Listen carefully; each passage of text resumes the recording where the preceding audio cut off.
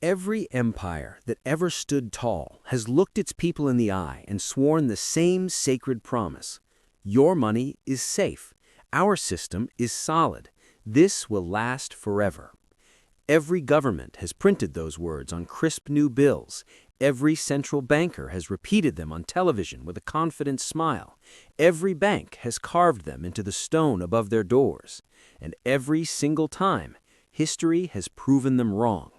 From the marble halls of ancient Rome to the breadlines of revolutionary France, from the Confederate graybacks that became worthless scraps to the frozen bank accounts of Lebanon in our own lifetime, ordinary people have woken up one terrible morning to discover that their savings, their salaries, their entire futures had been stolen by the very systems they trusted most. Collapse is not some freak accident that happens once in a century. Collapse is the rule. It is the natural endpoint of every fiat money experiment ever tried. The real question isn't whether financial systems will fail again. They always do. The real question is when the next one hits, and it will, how will you protect yourself? The most dangerous financial mistake anyone can make is believing in the illusion of permanence. We stare at our bank balances, our national currencies, our retirement accounts, and we assume they are as solid as bedrock. But money is not bedrock. Money is trust, and trust can vanish overnight. That's why history isn't just interesting, it's brutally useful. Every currency collapse leaves behind a clear trail of lessons, repeating patterns, and stark warnings about what actually holds value when everything else turns to dust. And if you pay close attention, you'll see the same truth every time. The survivors were never the ones who trusted the most. They were the ones who doubted first. Let's start with one of the longest-lasting success stories that eventually failed. The Byzantine Empire and its famous gold solidus coin. The Byzantine Empire, the eastern half of Rome that somehow outlived the Western Empire by nearly 1,000 years, had an economy built on something truly remarkable, the solidus, a heavy gold coin so reliable that merchants from England to China accepted it without hesitation. For centuries, it was the closest thing the medieval world had to a true global reserve currency. You'd think after watching Rome destroy its own silver denarius through endless debasement, shaving coins, mixing in cheaper metals until they were basically tin with a silver wash, the Byzantines would have learned the lesson. But no, centuries later they made exactly the same mistake, with gold. Emperors, desperate to fund wars and pay off debts, began shaving the edges of the solidus, stretching the gold thinner, mixing in cheaper alloys. At first, no one noticed. The changes were subtle. Then merchants started weighing the coins, testing their purity. Trust cracked. The coin that had anchored Mediterranean trade for generations suddenly became just another piece of political fiction. Debasement destroyed its credibility, and with it, the Byzantine economy lost the rock-solid stability it had once enjoyed. What survived? Not the government's new promises, not the shiny new coins. Merchants who had quietly hoarded real pure gold or land outside the empire's reach preserved their wealth, while everyone else watched their savings evaporate into nothing.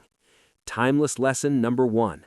Governments cannot resist the temptation to dilute their money when times get tough, and when they do, real value always flees to assets they cannot counterfeit. Gold, silver, land, goods. But not every collapse comes from slow, sneaky debasement. Sometimes it arrives as a sudden, devastating shock. Take the Black Death in the mid-14th century, the most catastrophic pandemic Europe had ever seen. Between 1347 and 1351, as many as half of all Europeans died. Entire cities emptied, villages vanished, trade routes broke down. You'd think that would mean total economic ruin, but the story is far more complex and far more interesting. When half the labor force disappears, labor suddenly becomes precious. Survivors could demand much higher wages. Food and land, once scarce, became relatively abundant compared to the number of people left. Families who had even a little liquidity, silver coins, stored goods, or just the ability to work, suddenly found themselves with leverage they never dreamed of. Land that once cost a fortune could now be bought for a fraction of the price. Houses stood abandoned. Fields went unplowed. The survivors were in a buyer's market like no other. Peasants became landowners. The poor climbed social ladders overnight. If that sounds uncomfortably familiar, it should. During the COVID-19 pandemic, we saw a modern echo. Supply chains shattered. Governments printed trillions to keep the system from seizing up, and a massive wave of inequality followed.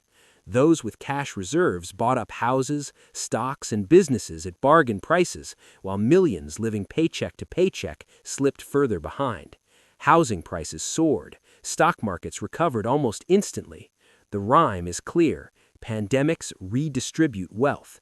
They always have.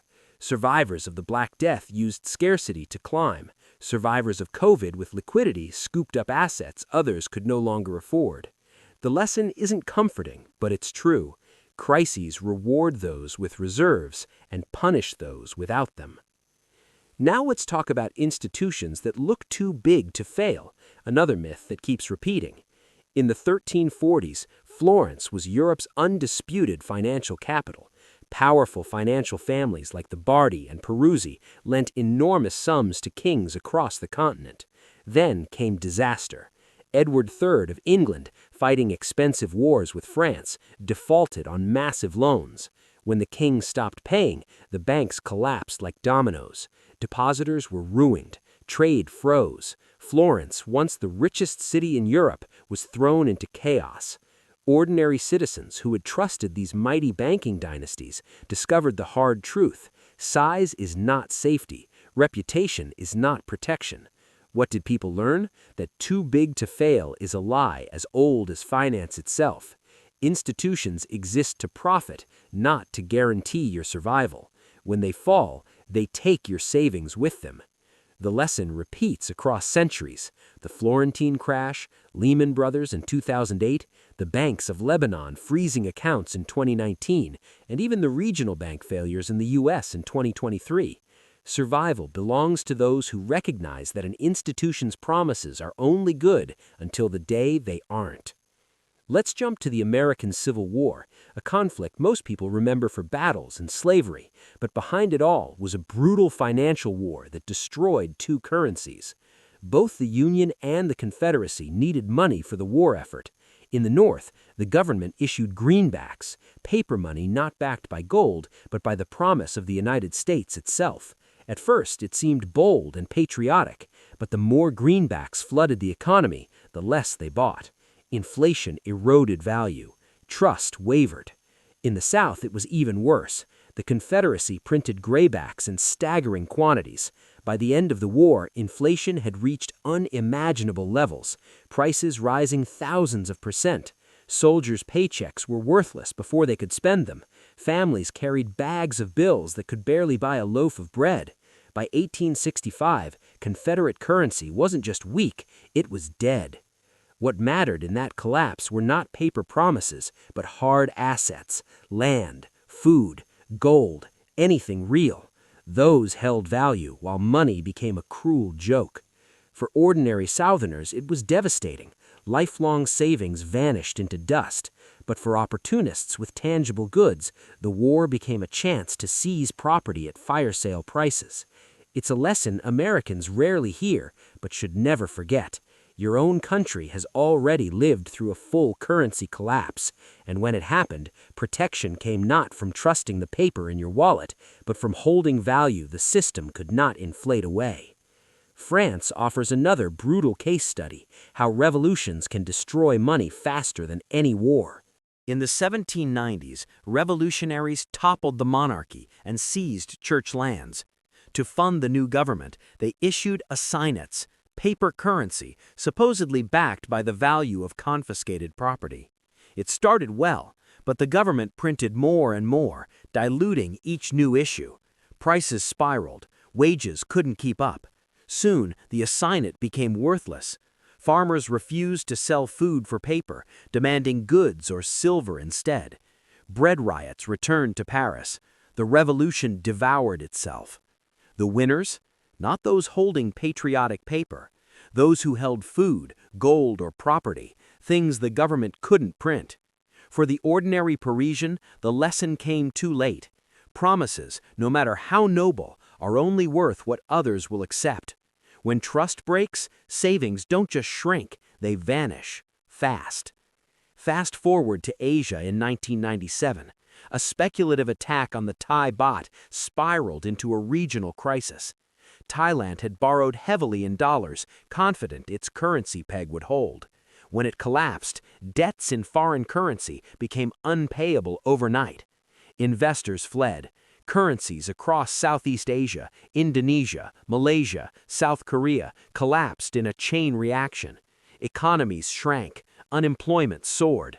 Governments begged the IMF for help. The people who suffered most were ordinary citizens. Savings lost value, mortgages doubled, jobs evaporated. Yet the pattern was painfully familiar. Those who held dollars or assets abroad survived better than those who trusted local currency. The lesson echoes from Byzantium to today. Debt in someone else's money is a death trap. When the storm hits, it's not the creditor who drowns, it's the debtor. By now, the picture should be crystal clear. Whether it's revolutionary France, Civil War America, 1990s Asia, or modern crises, the same themes repeat. Paper money collapses. Debt chains nations and families. And those who survive are never the ones who trust most in the system, but the ones who see its fragility before it cracks.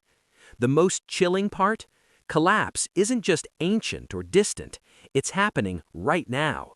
In Lebanon, between 2019 and 2021, banks did something unthinkable. They locked the doors. Citizens woke up to frozen deposits, limited withdrawals, and a currency that lost over 90% of its value. Lifetime savings became pocket change. People lined up outside banks begging for their own money, only to be told it was gone. Middle-class families, retirees, doctors, engineers, anyone who trusted the system, wiped out. Survivors? Those who diversified abroad, held gold or property, or kept cash outside banks. Everyone else was trapped. If that feels far away, it shouldn't. In 2008, Americans watched homes repossessed and pensions decimated while banks got bailed out. In 2020, trillions printed inflated assets for the wealthy, while wages stagnated. In 2023, U.S. regional banks collapsed overnight when confidence vanished. And in 2025-2026, the Iranian rial has gone from troubled to essentially worthless amid sanctions, military spending, and conflict. People protesting in the streets, unable to access savings. Argentina continues its roller coaster, with Milei's reforms cutting inflation, but still leaving many hoarding dollars. So how do you protect yourself when everything falls apart? History shows there is no single magic bullet. In Byzantium, it was gold. After the Black Death, it was liquidity to buy abandoned land. In Florence, it was not trusting too big to fail bankers. In the Confederacy, it was hard goods. In France, food and property. In Asia, avoiding debt in foreign currency. In Lebanon, getting out of banks before they closed. The patterns change, but the theme is constant. Survival comes not from blind trust in paper or institutions, but from recognizing what holds real value when illusions collapse. And here's the paradox that should wake you up. Collapse is both a tragedy and an opportunity. For the unprepared, it's ruin, but for those with resilience, liquidity, or assets that can't be printed away, it's the moment to acquire wealth at a fraction of its former cost. After the Black Death, peasants became landowners because there was too much land and not enough people. After 2008, those with cash bought foreclosed homes while millions lost everything. Protection isn't just defense, it's positioning yourself to seize what others are forced to give up under pressure. But wealth isn't only about what you own, it's about what you can do. The survivors of history weren't just those with gold or property, they were those who could create value when others could not. the baker who still provided bread, the craftsman who repaired tools, the farmer who fed a community, the merchant who moved goods across borders. These were the people who didn't just survive collapses, they rose in them. In every crisis, money loses meaning, but production never does. People still need to eat, build, trade, live. Those who can meet those needs are never poor for long. That's the deeper protection, not blind faith in institutions, not hope that governments or banks will save you, but the combination of real assets, real skills, and the awareness that illusions always collapse. Every crisis is a transfer from the many who trusted to the few who prepared, from paper promises to tangible value, from passive savers to active builders. History has shown this pattern again and again. So the question is not whether everything falls apart, it always does. The question is whether you will be one of the many left holding empty promises or one of the few holding something real. History doesn't repeat exactly, but if you ignore it, it will crush you all the same. If this opened your eyes to the fragility of the systems we all rely on, hit that like button, subscribe, and turn on notifications. History has the answers. I'll keep showing you where to look. Drop a comment below. What are you doing right now to prepare? Gold? Skills? Diversification? Foreign assets? Let's hear your plan. Thanks for watching. Stay sharp, stay skeptical, and protect what really matters. Your future self will thank you.